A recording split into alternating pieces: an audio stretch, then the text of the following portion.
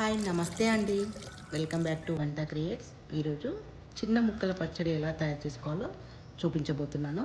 ముందుగా మామిడికాయలను శుభ్రంగా కడిగి తడి లేకుండా ఈ విధంగా తుడుచుకోవాలి. తర్వాత మామిడికాయలన్నిటినీ పీల్ చేసుకోవాలండి. నేను ఇక్కడ 10 మామిడికాయల వరకు తీసుకున్నాను. నైఫ్ సహాయంతో ఈ విధంగా చిన్న చిన్న ముక్కలుగా కట్ చేసుకోవాలి. అన్ని మామిడికాయలను కూడా ఆ విధంగానే కట్ చేసి పెట్టుకోవాలి. ఈ ముక్కలన్నీ ఒక కేజీ వరకు అయ్యాయండి. ఒక స్పూన్ పసుపు వేసి బాగా కలిపి పక్కన పెట్టుకోవాలి. తర్వాత పోపు సిద్ధం చేసుకుందాము. ఇక్కడ ఒక గ్లాస్ పల్లి నూనె, జీలకర్ర, ఆవాలు, మెంతులు తీసుకున్నాను. స్టవ్ వెలిగించుకొని ఒక గిన్నె వేడి చేసుకొని అందులో గ్లాసెడు పల్లి నూనె వేసి వేడి చేసుకోవాలి. నూనె మాత్రం బాగా వేడి చేయాలి. తర్వాత స్టవ్ ఆఫ్ చేసి ఒక స్పూన్ జీలకర్ర, ఒక స్పూన్ ఆవాలు, హాఫ్ టీ స్పూన్ మెంతులు వేసి బాగా కలపాలండి. కలిపిన తర్వాత ఈ నూనెను చల్లారనివ్వాలి.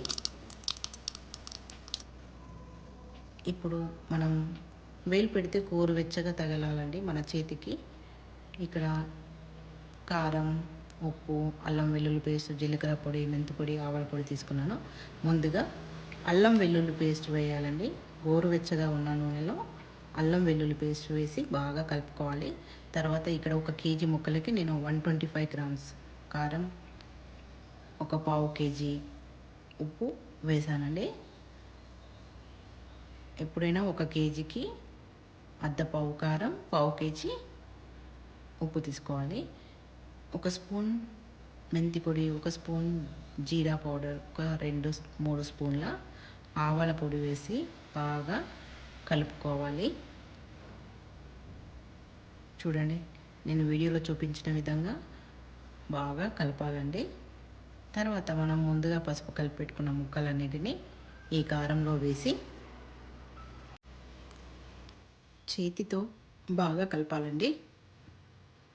స్పూన్తో కలిపితే కారం ముక్కలకు పట్టదు కాబట్టి చేతితోనే బాగా కలిపి పెట్టుకోవాలి. తర్వాత ఒక గ్లాస్ జార్ తీసుకొని అందులో ఈ పచ్చడిని స్టోర్ చేసుకోవాలి.